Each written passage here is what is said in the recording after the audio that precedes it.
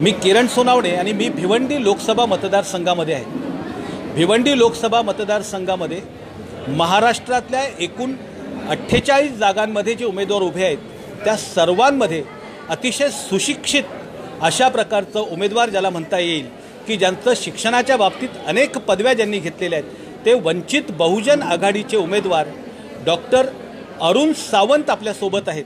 आपण त्यांच्याशी त्यांच्या राजकीय प्रवासाबद्दल एकूण त्यांचं व्यक्तिमत्व आणि त्यांच्या प्रचाराची दिशा या सगळ्यांबद्दल आपण बोलणार आहोत।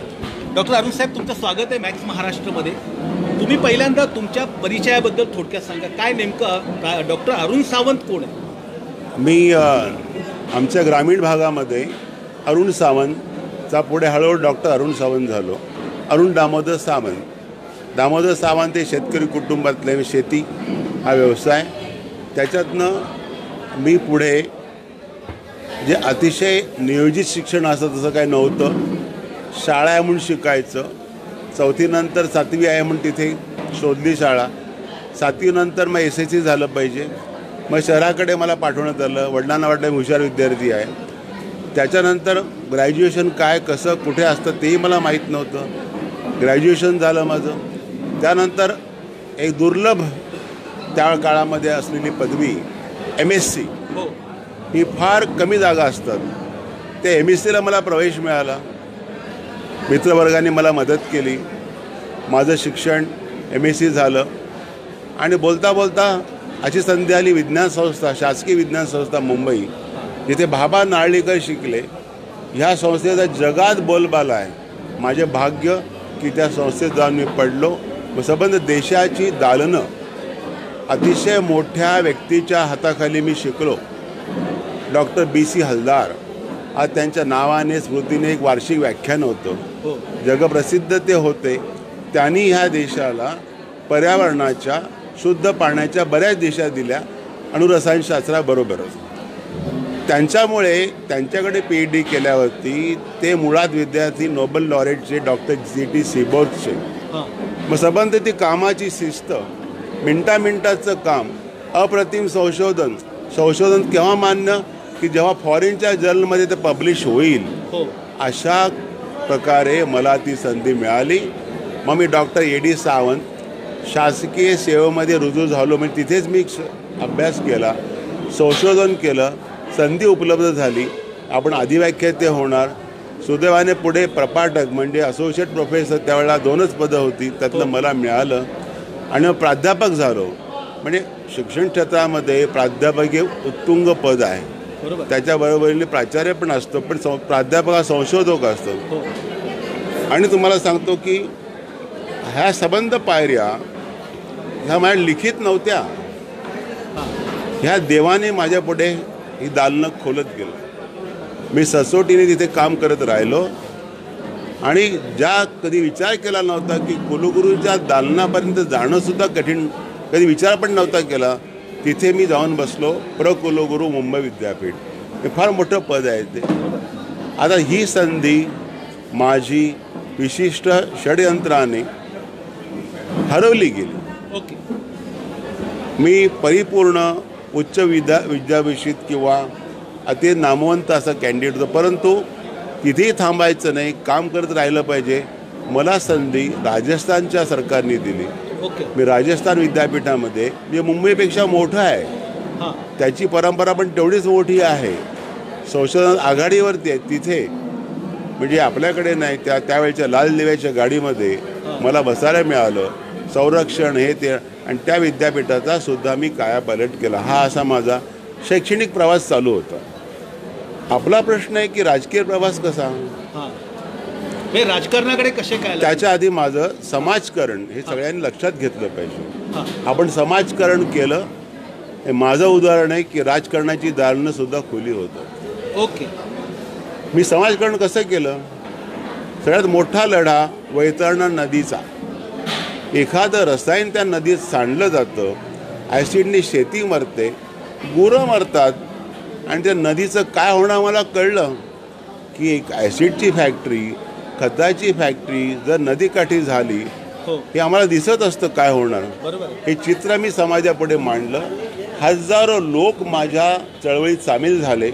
मी सरकारी अधिकारी होतो, हो पण शेतकरी पहिला, नद्या नाली पर्यावरण पहिलं आणि मग नोकरी. कितीक अशी उदाहरणं आहेत, नोकरी सोडून समाज चळवळीत गेलेले लोक आहेत, आज जे मोठे समाज धुरिणी आहेत ते. मी म्हटलं काय, आपली लोक आणि पर्यावरण हे देशाचं पहिलं, बरोबर आहे. आणि म्हणून तो लढा खूप चालला 2-3 वर्ष. त्यात लोकांनी साथ दिली, शेतकऱ्यांनी, आपल्याला यश मिळालं. मी वसंतदादा पाटीलपासून त्यांच्यापासून वीरेंद्र पाटील नावाचे सरकार फर्टिलायझर मिनिस्ट्री होते, नंतरच्या काळात मनेका गांधीपर्यंत त्या चळवळी राबवत गेलो. हे झालं समाजकारण.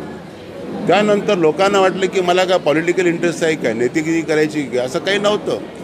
त्यानंतर जे काय लढे येत गेले, उदाहरणार्थ सेंच्युरी रियांचे तिथे ॲसिड सांडून 11 माणसे मेली त्या धुरामध्ये. हा लढा मी हातात घेतला.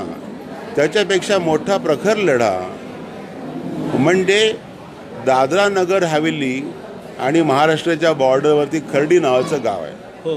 छोटीशी बातमी येत होती, गुरांना बाधा होते, लोकांना त्रास होतो. छोटीशी बातमी नजरेस आली. मी माझं सगळं सॅम्पलिंग सायंटिफिक किट घेऊन तिथे विद्यार्थ्यांना घेऊन गेलो, संशोधन विद्यार्थ्यांना माझ्या, आणि बघतो तर बदा शिशाचा धूर बाहेर येतो. नदी नाल्याच्या कडेला शेकडो गुरं मेलेली होती. महिलांच्या इथे हिरडीवरती लोकांच्या निळ्या वाहिनी झालेल्या, पाय दुखायचे, पचनशक्ती गेलेली. म्हटलं तर शिसाचं पॉयझनिंग आहे. प्रत्येक धातूचं विषारीचं पॉयझन कसं असतं हे आम्हाला माहिती आहे. जसं मिनामाटा डिसीज म्हणजे मर्क्युरीने हजारो माणसे मेली जपानमध्ये. मिनामाटा डिसीज तो साधा पारा पाण्यात गेला, माशांवर गेला, मासे खाऊन लोकांना बाधा झाली. मग हे शिस निश्चित बाधक आहे. त्याचा अतिसूक्ष्म कणसुद्धा शरीराला नको आहे. बरोबर. ते किलोग्रॅमने मिलीग्रॅमने बाहेर पडत होतं. एका रात्रीत त्याचं सॅम्पलिंग केलं, खूप विरोध झाला, जीव पणास लावला. सूरजरक्षकांनी मला मारलं असतं असं असूनसुद्धा मी सॅम्पलिंग करून रात्रीमध्ये रिपोर्ट तयार करून संडे ऑब्झर्व्हरला आला. आणि शिशाचं हे प्रचंड प्रदूषण देशामध्ये जगभर पसरलं. जगातनं पत्रकार आले आणि त्याच्यामुळे हे जगासमोर आलं. त्याचा धागा धरून काय समाजसेवा असते बघा वैज्ञानिकांची. आणि म्हणतो अप्लाइड काम करा, समाजहिताचं करा, देशहिताचं करा. तो धागा धरून त्यावेळेचे मुख्य पर्यावरण मंत्री होते कमलनाथजी, बिट्टू सहगल जे BNHSचे कब मॅगझिन संपादक बिट्टू सहगल, आम्ही दोघांनी, आणि पासरीच्या कमिशनर होते. हे नंतर पोलिसांमध्ये तेव्हा पेट्रोलमध्ये लेड शिसा असायचं की ज्याच्यामुळे चावी मारली की गाडी स्टार्ट व्हायची. त्याला म्हणतं अँटी नॉकिंग एजंट. गाड्या स्टार्ट होतात की स्टार्ट नाही, त्यासाठी 1 लिटरला 54 मिलीग्राम शिसं वापरलं जातं. जेव्हा पेट्रोल जळतो तेव्हा ते बाहेर येतं ऑर्गॅनिक शिसं, टेट्राइथाइल टेट्रामिथाइल लेड. मग जो पोलीस तिथे असतो नाकेबंदीवरती, तो सगळ्यात जास्त त्याला विषबाधा होते. हे आम्ही सिद्ध केलं आणि जगामध्ये हे कळलं होतं. आपला देश मागे होता. शिष्यविरहित पेट्रोल ही संकल्पना आम्ही कमलनाथ साहेबांकडे मांडली. लढा दिला आम्ही, खूप भांडलो तिकडे, शेवटी मान्य केलं. आज आपल्याला पेट्रोल पंपावरती अनलेडेड पेट्रोल लिहिलं असतं. दुर्दैव आहे की आमच्या लोकांना आम्हाला समजत नाही हे अनलेडेड का आणि लेडेड म्हणजे काय. तिथे अनलेडेड पेट्रोल घेतो, पण कुल्फीमधनं पण कधी कधी शिसा येतं, ते बाहेर येत असतं. कुंकवात पण शिसा असतं, ते आम्ही जगाला सांगितलं शिसाचं कुंकू लावू नका म्हणून. प्रिंटिंग प्रेसमध्ये लेड्स धातू वापरतात, आपण त्याच्यामध्ये भेळ खात असतो. माहीत नाही, आपण देवपूजा करतो, हे करतो, भाऊबीज करतो, पेढे भावाला खायला घालतो कुंकवाच्या हाताने.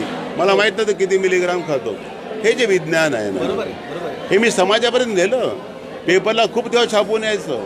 मी जसा बिझी होत गेलो तरी पण ह्या चळवळी मी जी सांगितली उदाहरणं, हे लढे, अशी 40-50 लढे मी लढले. म्हणजे अगदी मुंबईच्या लोकांनाही सांगतो, कॅडल रोडला जी 2 झाडं उभी आहेत कॅटरिंग कॉलेज समोर, ती झाडं तोडायला निघाले होते. मी भांडण केलं, मुलं आणली, चिपको आंदोलन केलं. इथे कॅटरिंग कॉलेजचं कंपाऊंड तोडून सरकारी जागा घेऊन एक ट्रॅफिक लेन काढली. फुटपाथची झाडं मध्यावर आली, इकडे एक लेन राहिली. लोकांची अंगणं तुटू नयेत म्हणून झाडं तोडायची. म्हटलं हे षडयंत्र आहे. आम्ही आंदोलन केलं, झाडं वाचवली, अगदी उभे आहेत, कोर्टात ती केस आहे. ही अशी आंदोलनं सरकारी नोकरी करूनसुद्धा पर्यावरणाच्या हितासाठी मी केलीत आणि म्हणून मी समाजाला परिचित झालो. मला सर्वांना विनंती आहे, ज्यांना राजकीय क्षेत्रात इंटरेस्ट आहे त्यांनी समाजकारण करावं, लोकोपयोगी कामं करावी. मग तिकडे त्या लांगेत उभं राहायची गरज नाही. तुम्हाला चांगल्या माणसाला पक्ष बोलवतील. मला सर्व पक्षांकडनं मागणी होती. मी सर्वांना धन्यवाद देतो. पण बऱ्याच वर्षी केस येते. पण मग एक शब्द समोर आला, वंचितांची आघाडी. अरे म्हटलं मी वंचितच आहे. किती गोष्टीपासून मी वंचित राहिलो. माझ्या क्षेत्रातली जी जागा होती कुलगुरूची ती मला मिळाली, मला वंचित केलं. चांगलं घर मिळालं नाही, मी वंचित राहिलो. माझ्या बांधवांना पाणी नाही, धरण नाही, शेतीला इरिगेशन नाही. सगळ्या पश्चिम महाराष्ट्रात ह्या तिकडे डॅमच्या डॅम झाले. शेकडो हजारो डॅम आपल्या आहेत. आमच्याकडे कोकणामध्ये विशेषतः ठाणे कोल्हापूरमध्ये, ठाणे रायगडमध्ये किंवा ठाणे पालघरमध्ये इतके डॅम्स आहेत की मुंबईला 5,000 MLD पाणी येतं. 1 MLD म्हणजे 10 लाख लिटर, असं 5,000 MLD पाणी येतं. मग जिथून येतं आमच्या भिवंडीच्या डोक्यावरून जातं मुंबईला आणि आमच्या वाडग्यात पाणी नाही.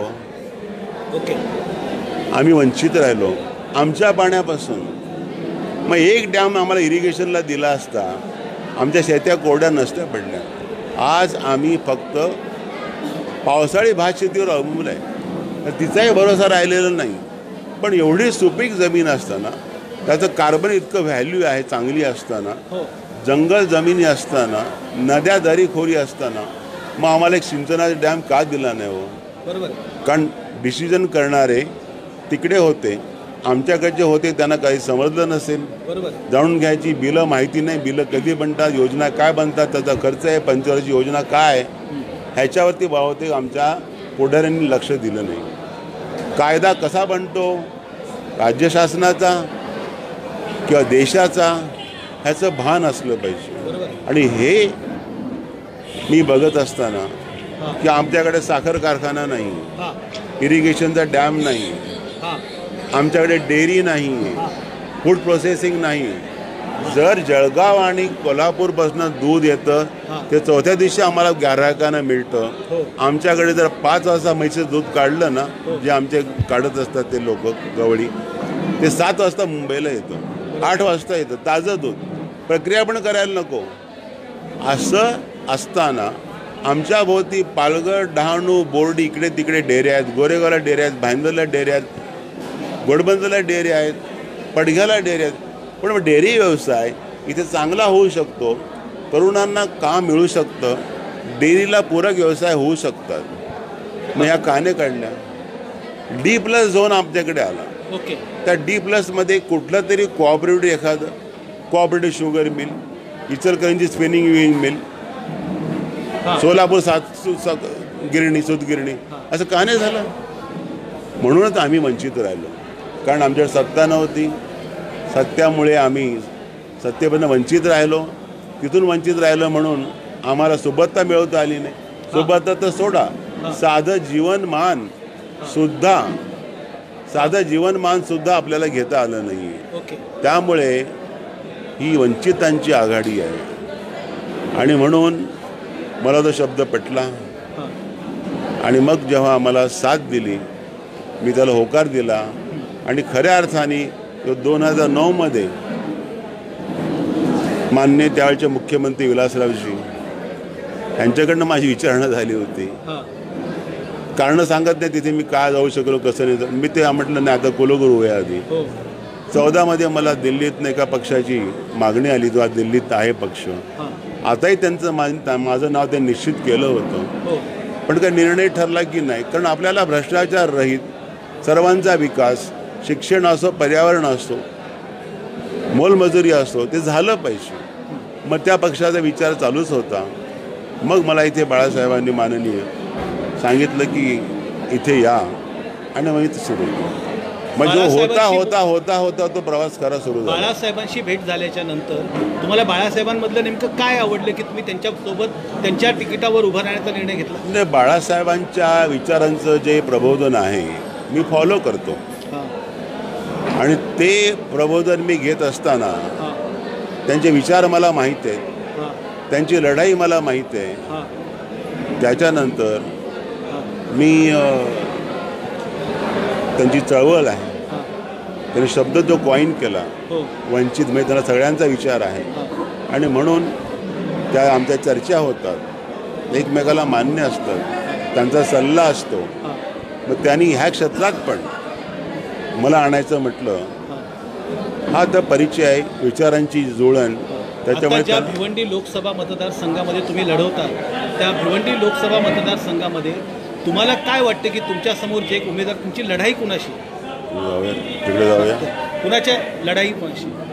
मला वाटत ना माझी लढाई कोणाशी आहे. माझी विजयाचं गणित काय नेमकं आहे? व्यवस्थित गणित आहे, आम्ही जिंकणार. मला वाटत नाही लढाई आहे. ज्या मुद्द्याने आम्ही पुढे चाललोय, जे अनुयायी आहेत, शेतकरी आहेत, मजूर आहेत, भिवंडी शहरातला त्रस्त मतदारसंघ आहे, मुस्लिम मतदारसंघ आहे, या सगळ्यांना मी प्रिय उमेदवार आहे. त्यापेक्षा हल्ली योग्य उमेदवार असं लोकांचं म्हणणं आहे. सुशिक्षित आहे, त्यामुळे लढाई हा प्रश्न राहिलेला नाही. जर कोणी मतं विकत घ्यायचा प्रयत्न केला तर आपल्या घटनेमध्ये अलाउड नाही.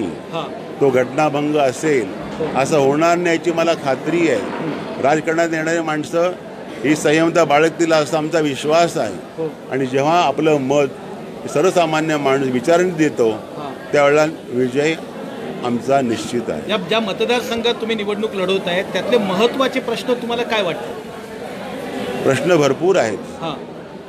पॉवर लूम्स, नंतर टोरेंट, वॉटर मॅनेजमेंट, पाणी सप्लाय, ट्रान्सपोर्ट, पर्यावरणाचा प्रश्न, मजुरांचा प्रश्न, जेवढी वस्ती आहे तिथे त्यांचा प्रश्न, हाऊसिंगचा प्रश्न आहे, हेल्थचा प्रश्न आहे, पाणी पुरवठा जी मिळाल तोचा प्रश्न आहे आणि शेतीचे प्रश्न.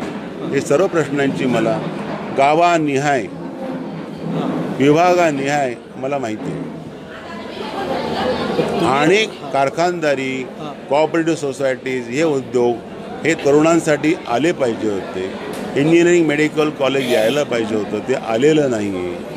अशा बऱ्याच संशोधन संस्था, विद्यापीठांचा विकास त्या भागामध्ये होणं, असे किती तुम्हाला सांगू. हे प्रश्न फक्त मतदारसंघाचे नाहीत, आजूबाजूचे पण आहेत, राज्याचे आहेत, देशाचे पण आहेत. इवन माझी क्षमता आहे राष्ट्रनीती, राज्यनीती, राष्ट्रनीती आंतरराष्ट्रीय स्तरावरती ज्या UNDP परिषदा होतात पर्यावरणाच्या, पाण्याच्या, मी आज जागतिक जलसंशोधन केंद्राचा मी एक सभासद आहे. त्यामुळे फक्त फायदा भिवंडी मतदारसंघाला नाही, राज्याचे आणि देशाचे प्रश्न आणि नीती ठरवण्यासाठी मी माझा आवाज, माझं बुद्धी वापरणार आहे. हे होते डॉक्टर अरुण सावंत, ज्यांच्याशी आपण प्राथमिक पहिली बोलणी केलेली आहे. त्यांनी आपला परिचय दिला आहे. अतिशय उच्च विद्याविभूषित आणि त्यांनी आपल्या इथे असणाऱ्या वेगवेगळ्या प्रश्नांना हात घातला आहे. राष्ट्रीय आणि आंतरराष्ट्रीय स्तरावरती त्यांनी केलेलं संशोधन त्यांनी आपल्याला सांगितलं आणि ते आता मतदारांसमोर वंचित बहुजन आघाडीचे उमेदवार म्हणून जात आहेत. येणाऱ्या काळामध्ये लोक त्यांना कशा प्रकारचा कौल कळतो ते आपल्याला कळणारच आहे. मी किरण सोनावणे या थेट प्रक्षेपणामध्ये इथेच थांबतो. तुमचे जर काही प्रश्न असतील, काही जर तुमचं म्हणणं असेल तर तुम्ही आम्हाला नक्कीच कमेंट बॉक्समध्ये कळवा. धन्यवाद.